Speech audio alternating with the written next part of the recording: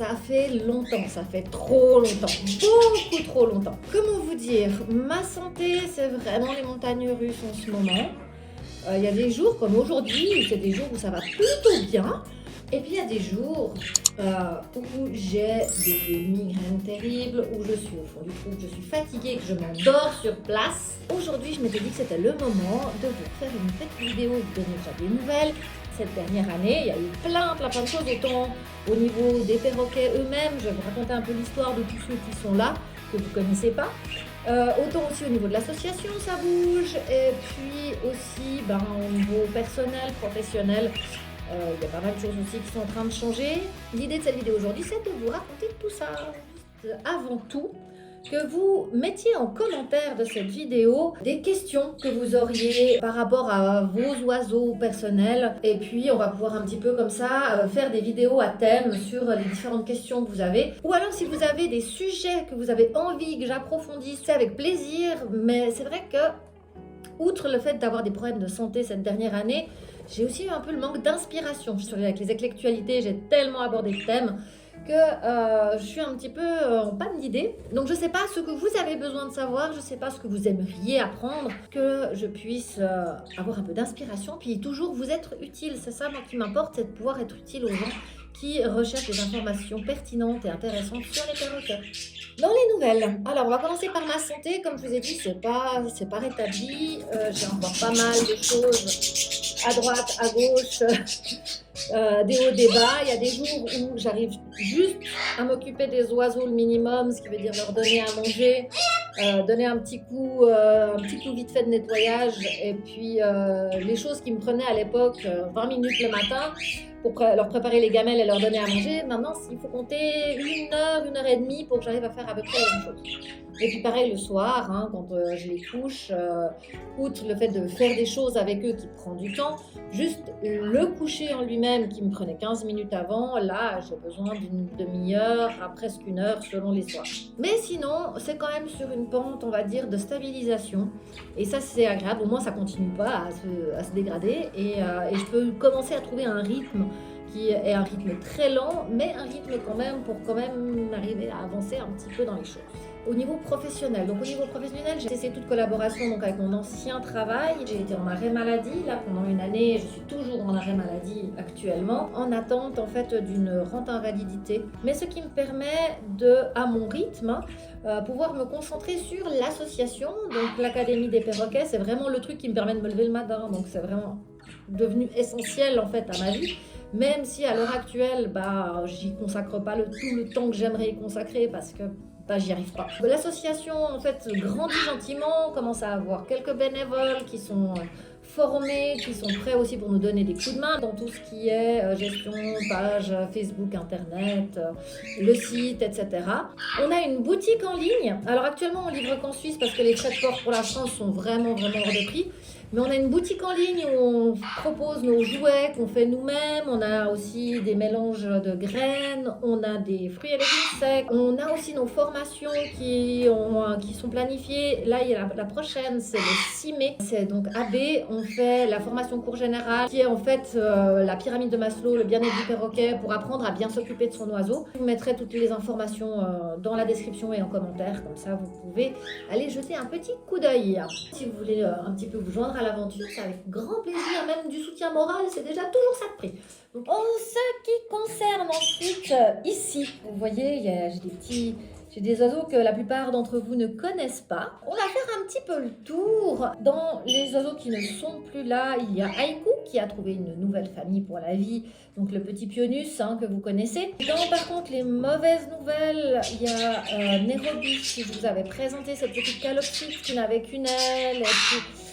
Alors, il y a eu un accident avec Nairobi il y a déjà quelques mois même, où on ne sait pas avec lequel des oiseaux elle s'est un peu disputée et il lui a complètement déboîté la hanche. Juste avant d'aller chez le vétérinaire, elle est décédée. Donc voilà. Et il y a Samy qui est en train de me bouffer les chaussures. Samy, je vous avais fait la vidéo de présentation. Ah, tu te vois? Tu manges mes chaussures? Ouais. Donc Samy est toujours là hein, et lui il aime bouffer mes chaussures. Avec Samy ça se passe de mieux en mieux dans le sens que je peux toujours pas lui faire des câlins comme c'est pas permis, mais je peux être à côté de lui sans qu'il veuille absolument me bouffer. Allez Samy, l'exercice. Le bleu. Oui, bravo Samy. Il joue beaucoup, il déchiquette des cartons et il s'entend très bien avec une autre oiseau que vous connaissez. Il s'entend très bien avec Prune. Il tolère bien la présence de Samy et Samy aime bien être à ses côtés. Donc ça vous connaissez, donc il y a China aussi. Donc China aussi ça avance. Je peux lui faire de plus en plus des petits câlins ou des bisous sur le bec. Mais vous me connaissez, moi je ne veux pas forcer non plus le câlinage des oiseaux. L'important ici dans cette volière, c'est qu'ils retrouvent un peu d'indépendance hein, par rapport à l'humain. Vous avez aussi dans ceux que vous connaissez les calopsites. Donc autant Titi, Choupette, ils ont toujours leur troisième bébé là, ils ont Hawaï. Hein. En ce qui concerne Tsuki et César ainsi que les petites perruches, alors pour l'instant elles sont encore ici. Et normalement à la fin du mois d'avril, toutes ces petites perruches-là vont trouver une famille. Une grande volière extérieure, donc aussi grande que ma volière là. Par contre, comme c'est en extérieur, on attend qu'il fasse un peu moins froid la nuit. Ils vont avoir leur nouvelle maison, ce qui fera aussi de la place ici pour les prochains. Là, vous voyez qui descend, vous voyez qui c'est. Alors, c'est moi, notre cher petit Bigou d'amour. Bigou, il s'est déplumé. Il s'est piqué le ventre. Il y a eu un gros souci avec Haïkou, en fait. Haïkou avait décidé que Bigou serait son partenaire. Et Bigou, il voulait bien se faire les plumes de temps en temps, mais pour lui, la jalousie d'Haïkou était vraiment oppressante parce qu'il ne pouvait plus venir vers les humains comme il aime le faire. Parce que dès qu'il allait vers un humain, Haïkou en fait le rabrouait. Il ne pouvait pas se rapprocher de Sydney parce que c'était compliqué, parce que Haïkou, etc. Et ça l'a mis dans un grand stress, ce qui fait qu'il s'est complètement piqué le ventre. Et que depuis que Haïkou est parti, ça repousse déjà pas mal du tout. Là, il a de nouveau pas mal de plumes entre les pattes, ce qu'il n'avait plus avant. Et c'est devenu un petit chouchou d'amour, tel coup. Et il est devenu super copain avec Sydney. Je crois que sinon, là, dans les anciens oiseaux, j'ai oublié personne. Hein. Dans les nouveaux oiseaux. Donc il y a Sydney qui nous a été confié par le zoo de la Chaux-de-Fonds, le museau. Enfin, il avait été saisi par le zoo apparemment chez quelqu'un qui avait ce qu'on appelle le syndrome de Noé. Et puis une fois qu'il a été saisi, il a fait zoo chez des gens, retour chez des gens, retour zoo. Enfin, il a fait des allers-retours à n'en plus pouvoir, c'est pour ça qu'il est complètement nu du poitrail, il est arrivé comme ça. Hein. Malheureusement, ça ne repoussera pas. Il y a vraiment le bulbe de la plume qui est abîmé, vraiment un très bon goût. Donc ça ne repoussera pas et puis il est arrivé ici pour tenir compagnie à Bigou. Il commence à s'entendre. Oui, coucou ma titi. Salut toi. Oh, t'es belle. Et donc là maintenant ils s'entendent plutôt bien, on les voit assez souvent fourrager ensemble, aller au sol ensemble, dormir ou faire la sieste sur le même perchoir. Donc j'ai bon espoir que vraiment les deux là commencent à bien s'entendre. En plus il me semble qu'ils se font un petit peu leurs plumes l'un l'autre, donc ça c'est chouette. Ensuite, je crois que c'est le moment que je vous présente celle qui est là. C'est Mademoiselle Z. C'est une petite puce grise de 20 ans.